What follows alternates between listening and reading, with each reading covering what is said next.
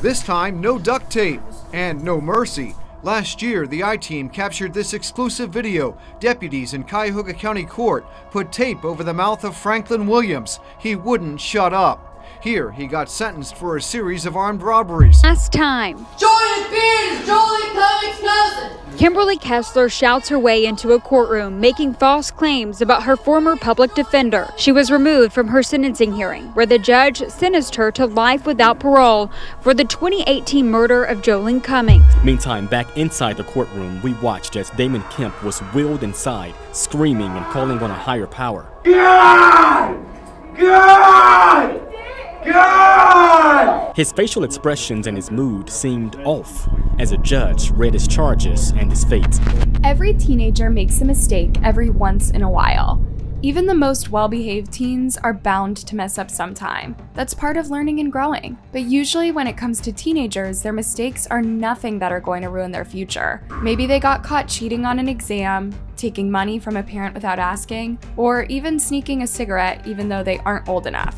While none of these things are anything to laugh at, they certainly aren't going to be landing them in prison. The biggest consequences they may get could be failing a grade in school or maybe being grounded by their parents. But for some teenagers, their mistakes are far more serious. They might even involve life or death situations. Maybe they got wrapped up in the wrong people. Maybe they were just at the wrong place at the wrong time. But a lot of the time, the judge doesn't care about them and their mistakes, and that it may cost them their future. These are some guilty teenager convicts reacting to the news that they may be spending decades, or in some cases possibly even life, behind bars.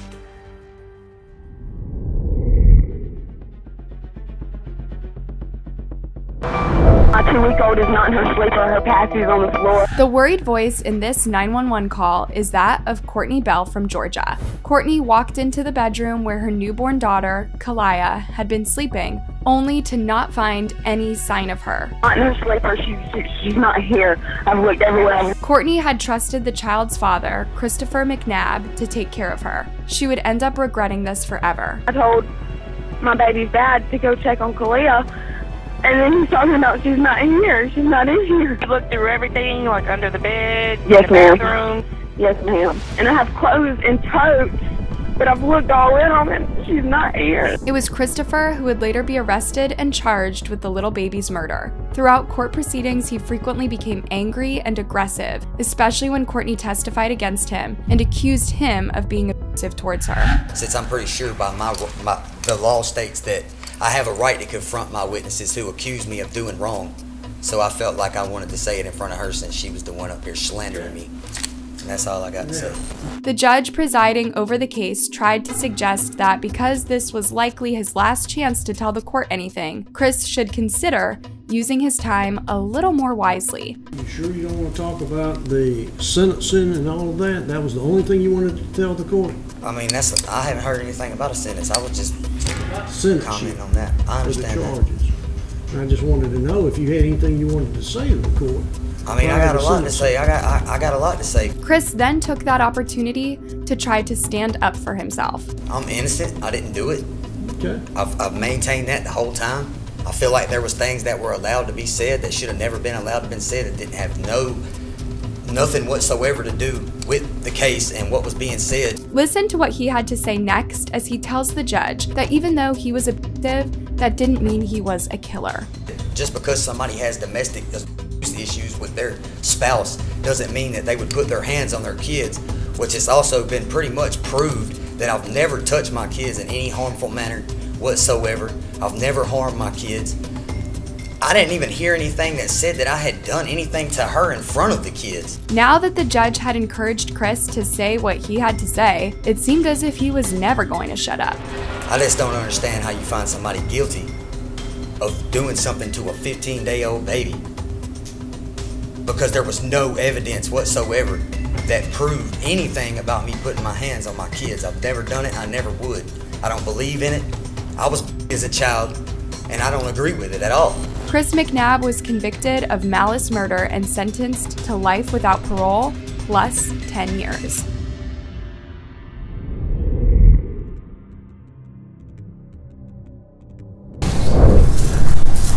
This time, no duct tape and no mercy. Last year, the I-Team captured this exclusive video. Deputies in Cuyahoga County Court put tape over the mouth of Franklin Williams. He wouldn't shut up. Here, he got sentenced for a series of armed robberies. Throughout his life, 32-year-old Franklin Williams spent 4 different stints in prison, and he never learned from them. In 2017, he was convicted of felony charges connected to a string of armed robberies. And this time, he wasn't going to get another chance. Throughout court proceedings, Franklin became known for being extremely disruptive. This is what led the court deputies to have to turn to desperate measures. It was expected that at the end of the proceedings, Franklin would continue to be disruptive, but instead he decided to take a different route. This time, Williams didn't spout off. He asked for a break, but kept coming back to this. Saying freedom of speech, no duct tape. Your Honor, I asked today, Your Honor, that I received the lightest sentence that you can give me. His mother came forward to ask for mercy on her son's behalf. My son has suffered enough. The mother of Franklin Williams spoke up too, saying he deserved a break because of the duct tape. This time he didn't interrupt the judge, but he spoke for 12 minutes. Throughout those 12 minutes, Franklin did not once mention the people he hurt. Instead, he spoke only of himself. I want the world to know I am not an animal. Contrary to what people may think, I am a man. Missing from the courtroom, the victims. Cuyahoga County prosecutors say the victims will never get over what happened to them, including a 75-year-old man. And missing from what Franklin Williams said here at the podium, the victims. For all he said, he didn't talk about the victims. On the day the duct tape came out, Franklin Williams got sentenced in this case, but the judge later apologized for the tape, threw out that sentence, and had a new judge appointed. Franklin likely viewed this change as good news. Maybe this new judge would have more mercy on him than the last one he had. Ultimately, he didn't get that lucky. Here, Patricia Cosgrove sent Williams to prison for 33 years, pointing out he already had a long record, and Williams now also convicted of robbing innocent citizens. And no, you're not an animal, Mr. Williams, you're a human being. But the question the court has to determine is whether or not you've learned from those mistakes. It was because Franklin had clearly not learned from any of his mistakes that he found himself spending more than 3 decades behind bars. The judge made a rare move, allowing Williams to say goodbye to his mom before going to prison for 33 years. But if you think we've heard the last of this guy, no. Already talk of an appeal. This case now unforgettable. Do you think it's ever okay to put duct tape on a disruptive inmate if they are interrupting court proceedings? Let us know in the comments.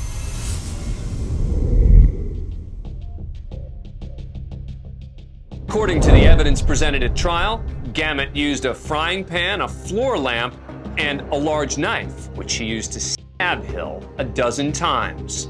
Gamut claimed self-defense, saying she believed Hill was an intruder. On May 18th of 2013, Kimberly Kessler of Jackson County, Mississippi, brutally killed her boyfriend, Marcel Hill. He died of blunt force trauma to the head and stab wounds. She was arrested the same day of his death and charged with his murder. What happened to Marcel was no accident. Kimberly was incredibly violent and aggressive. She attacked him over and over again using multiple different weapons. It was a horrible and painful death. Kimberly's story of self-defense was not very convincing to anyone, including the judge and the jury. The jury later convicted Kimberly of Marcel's murder. At her sentencing, Kimberly had an opportunity to speak. This would likely be her last opportunity to try to convince the judge to give her a lesser sentence. But Kimberly did not apologize, nor did she show any remorse. Instead, she had a bad attitude and tried to say the things that came out about her throughout the trial were not true. She also stuck to her story of self-defense, even though it had since been determined that she was lying. I just want to say that I stick by the truth,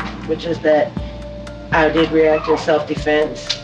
I did love Marcel, and basically at trial, the way I was portrayed, mostly everything was lies. There was a little bit of truth, but mostly I was convicted off of lies, and I do plan to appeal it, and that's all I have to say.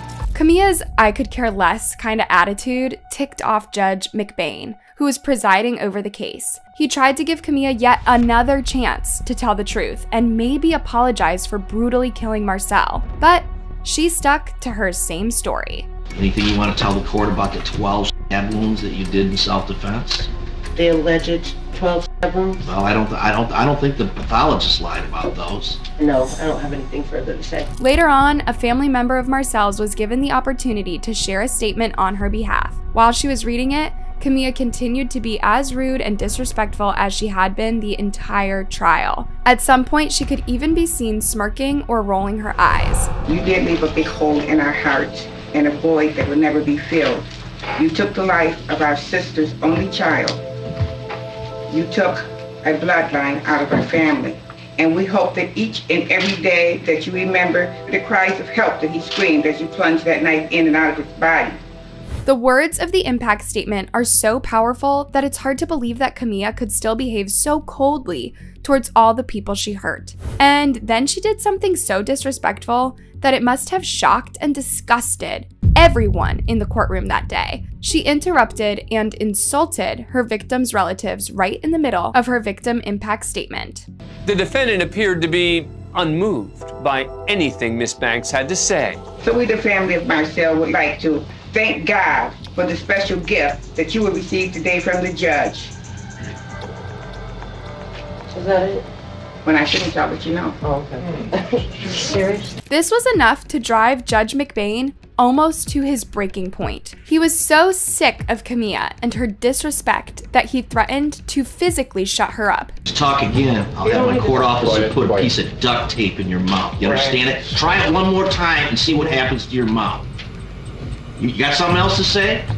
Camilla may have tried to mumble some other sarcastic comment at this point, but it wasn't loud enough for the judge to hear. Judge McBain stood up for the victim's relative and dared Camilla to speak out of turn again. Once again, Camilla had something to say, again blaming her victim. You know what? She's got a right to talk to the court after you murdered a relative of hers. And you're gonna shut your mouth or I'm gonna have some duct tape put on it. Well, he attacked me. It's not very often that you see a judge lose his cool the way that Judge McBain had. He clearly had lost his patience with this defendant and was just as disgusted by her as her victim's family members are. Judge McBain sentenced Camilla to life in prison with no chance of parole. He had this final thing to say before sending her on her way to live out the rest of her days in a prison cell. I agree with the family. I hope you die in prison as well.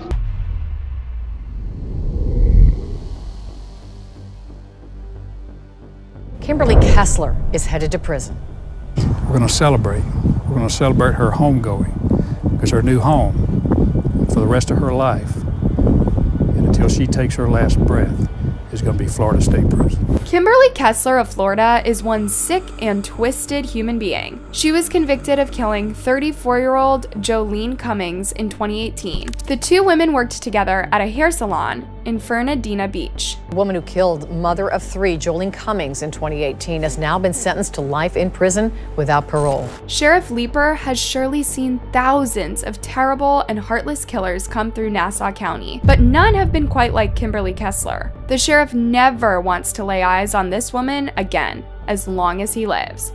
Sheriff Bill Leeper says it's been a nightmare having Kimberly Kessler in the Nassau County Jail. And he says now that she's been convicted and sentenced for Joleen Cummings' murder, he feels the people here in Nassau County are in a better place. If you take a look at how Kimberly has behaved while being in the court system, you can get a pretty good idea of why he felt this way. The last time Jordan Beard is Joleen Cummings' cousin. Kimberly Kessler shouts her way into a courtroom, making false claims about her former public defender. She was removed from her sentencing hearing, where the judge sentenced her to life without parole for the 2018 murder of Joleen Cummings. Sheriff Leeper is so relieved that this disruptive prisoner is being kicked out of town that he has already planned the party they are going to throw once she is finally gone. Sheriff Bill Leeper says it's been a long time coming. So I've been assured she'll be on the first bus tomorrow out of town. And when she leaves, we're going to have cake and ice cream. Cummings' mother, Ann Johnson, became emotional as she gave her victim impact statement, describing what the past years have been like without her daughter, Joleen. Joleen was stolen from the lives of the people who loved her and needed her the most, including her 3 little children. We suffer the greatest nightmare of all. The murder of a beautiful soul that was taken from us. The only thing that keeps us together is faith. For years, Ann Johnson has had to endure a living nightmare. Not only did she have to hear the gory details of what happened to her beloved daughter, but she also had to wait a long time for justice to be served. Johnson reported her daughter missing in May 2018. Investigators say Kessler used scissors to kill her former co-worker in the hair salon where they both worked. Blood evidence was found in the salon. Prosecutors say Kessler's internet searches, including female Florida murders and Joleen Cummings' No Body, No Crime, proved Cummings' murder was premeditated. Kimberly's primary motive for killing Joleen was never made completely clear, but the prosecutors in this case came up with a few theories. For whatever reason, Kimberly didn't like Joleen. She also wanted to steal some of her clients. Maybe she thought killing her was the best way to accomplish this. Sheriff Leeper thanked the many different people that played a role in bringing this horrific nightmare to a close. What is that like to finally get justice for Joleen and her family? Well, it's satisfying. Our investigators, deputies, crime scene personnel that investigated this case along with FTLE and other agencies, they're the best of the best.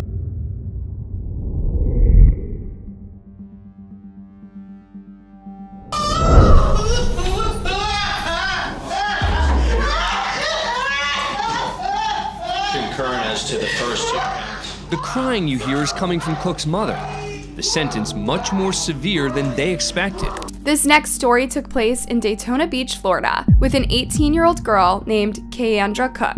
Kayandra has gotten herself into some trouble. The only problem is that at this point, she has no clue how much trouble she's really in. Kayandra was arrested for taking part in attempted carjacking that included the use of a deadly weapon and battery. In the summer of 2017, she and her then-boyfriend, Kendrick Bass, worked together in the crime. Kayandra used a dating app to lure their teenage victim to South Daytona. Kendrick later fired at the victim, nearly killing him. Many have said it was nearly a miracle that the young man survived. She was facing some very serious charges and may even be looking at life behind bars. Kayandra was given a plea deal, which she accepted. It was her and her family's understanding at the time that agreeing to the plea deal would help keep her out of jail altogether. As she was about to learn, this was not the case. All right, come on up, Miss Cook. You get to say the final words. Prior to her sentencing, Kayandra was given a chance to make a statement. She apologized to the victim's family, but also seemed to excuse her own behavior by saying she never meant for all of this to happen, and that she was not the one to blame. I just want to say that I'm sorry to the victim's mom that her son had been shot, because I didn't even know he was going to get shot.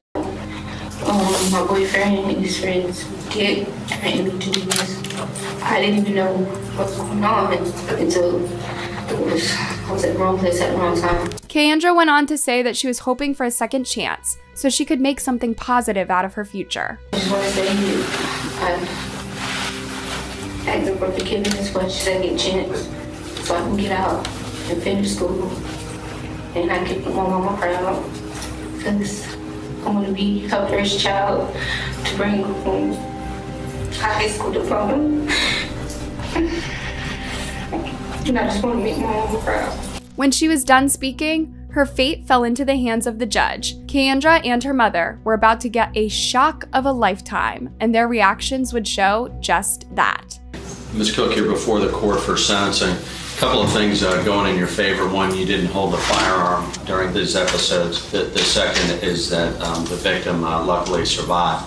That being said, this was intentional. There was an orchestrated ambush, and you are a main part of that.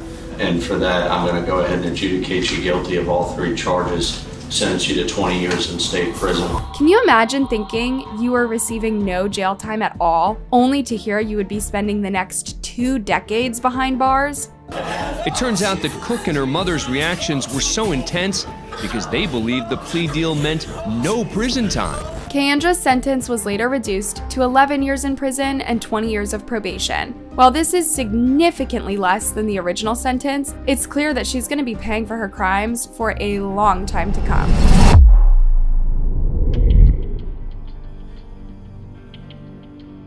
The malice that it would take to set a fire in the bedroom where the child is in the crib sleeping. a burn pattern that goes from underneath that child towards the door of the bedroom. That is caused by likely something. It's a significant burn pattern as he described it. It could have been alcohol, it could have been something else that gets consumed by the fire.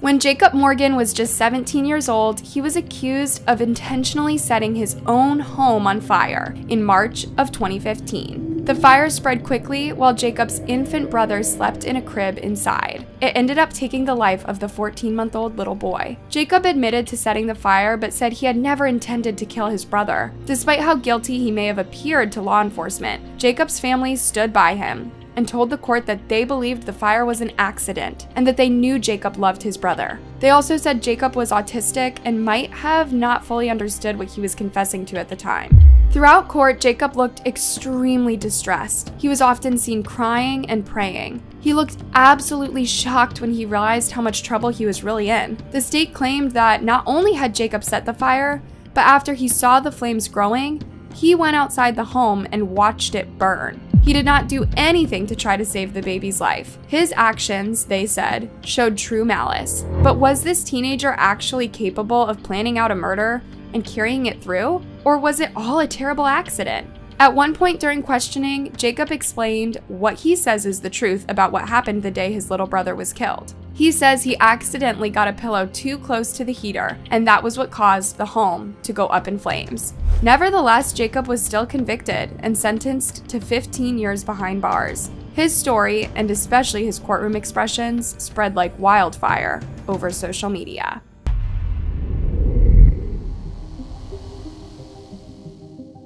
New at 11, police arrest a man in connection with a double homicide out of Daytona Beach that has a South Florida connection. He is 19-year-old Damon Kemo, tonight facing 2 counts of second-degree murder. The 2 victims, both just 19, attended high school in Palm Beach County. On December 7th of 2018, police were called to a Daytona Beach apartment building. It was there they came across 19-year-old Damon Kemo, who had informed them that he had just killed his friend. Law enforcement quickly took Damon into custody and investigated the scene of the crime. It was then that they discovered bodies of 2 people, both 19-year-old males. They were Trey Ingram and Jordan Payton.